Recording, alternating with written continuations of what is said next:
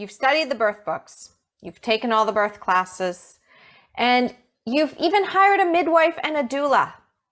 But guess what? That's not all you need to have an empowered birth.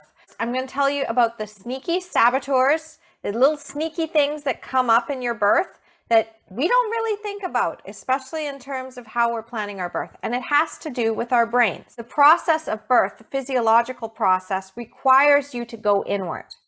Like if you're constantly getting people saying, hey, nitpicking, saying that you're doing this wrong, you're laboring wrong, you're not in the bed, you're on the bed and you're in the wrong position, we need to get in a different position, I need to be able to hear the baby's heart, you're not progressing fast enough, all this stuff, you're starting to get pulled out of labor land and you're no longer trusting your instincts to guide you.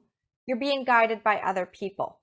And when you're being guided by other people and not the instincts, what happens is that may not have been what your baby needs, because your care providers can only see you and they can only go by the machine. They can't go by what's happening internally.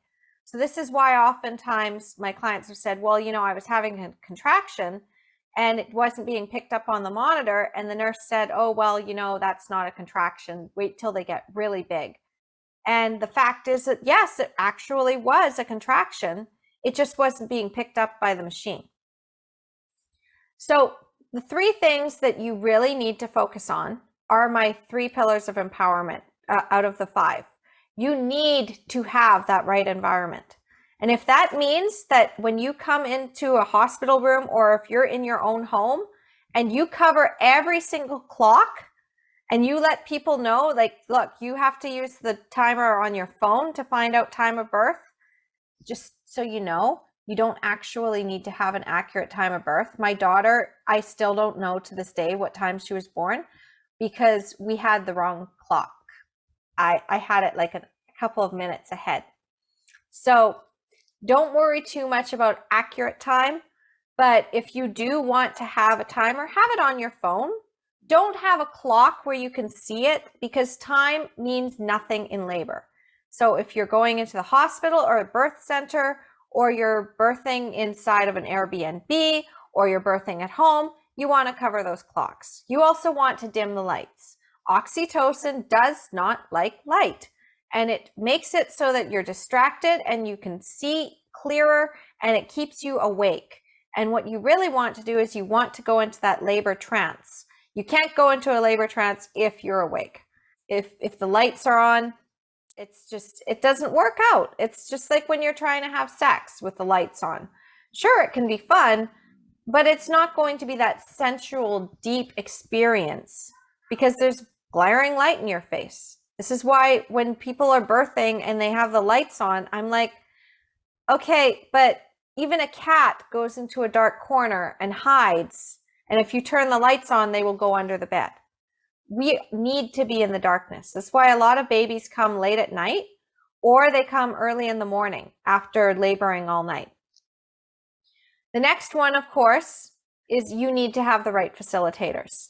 And what I mean by that, besides the fact of hiring your care provider, and I have videos about that as well on how to hire the right care provider, but once you've got somebody who has that ability to support you, you also want to have a dialogue with them. Because what they can say to you during labor can make or break your birth. And they don't know what words are going to work for you. So I actually had a discussion with this with one of my clients where she would feel really triggered if somebody said everything looks good. And the reason she would be triggered by that was because she had had that with her first birth and it had been a lie. Everything was not good. But they kept telling her that she was doing great and that everything looked good, just to not scare her. And at the same time, she did not feel that everything was good because she was on Pitocin. So you really need to think, what are the words and phrases that my care provider could say to me to reassure me if I wanted to be reassured, if I wanted to be assessed? Because remember, assessments and everything are also optional. But if you did choose that assessment, what would you want their words to be? Do you want them to say, if you choose to have a cervical check, do you want them to say, your 6 centimeters or 7 centimeters or whatever centimeters? Or do you want them to say, you're making progress, you're doing it? Sometimes you're making progress, you're doing it can be distracting. Sometimes you don't want them to say anything. And it all depends on what you are most comfortable with. So as care providers and facilitators, even as a doula who is then saying, you're doing a great job, you can do this, you've got this, that can also be distracting. So having that conversation with your care team ahead of time, and we're talking a couple of months before you even hand them your finalized birth plan, before you're even going to go into labor, that can be incredibly helpful, because then when you get closer to the start of labor, they're not going to say the wrong things that are possibly going to make you fearful, possibly going to make you anxious, and possibly make you go overdue because of the fact that you are now introducing that adrenaline and cortisol.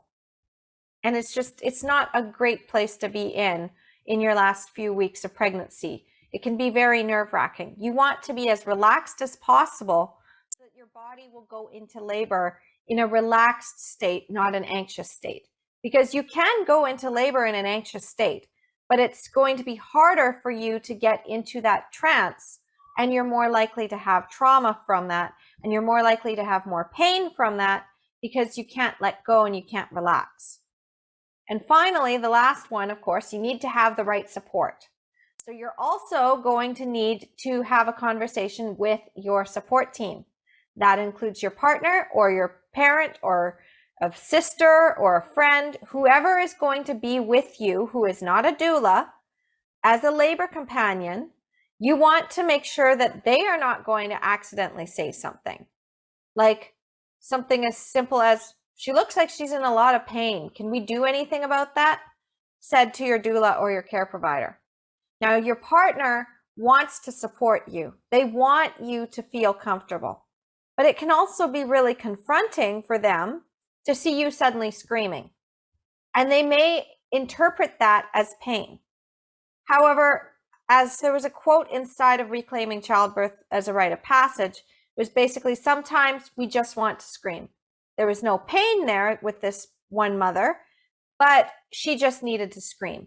She was having a VBAC and she was screaming her baby out, and everybody around her thought that she was in pain.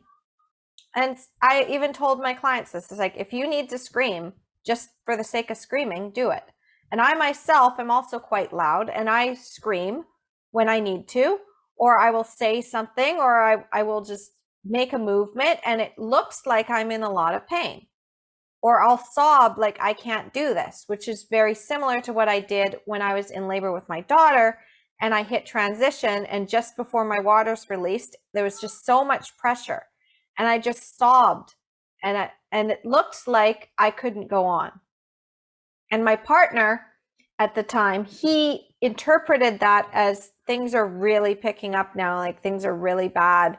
Like, I don't know if she's going to be able to handle this, but I was able to block that out. So that's the other thing, is that you need to be able to focus on your own thoughts. And while in labor, you can be very suggestible, and you can pick up other people's energy. You can pick up other people's fears. What you really want to do is you want to have that mindset cultivated long before birth. So if you're needing to do more mindset work to work through your fears, and you're like, well, how exactly do I do that? Well, I have a system on how to do that, and I would be happy to walk you through it, and I would be happy to share those tips with you. I'll see you soon.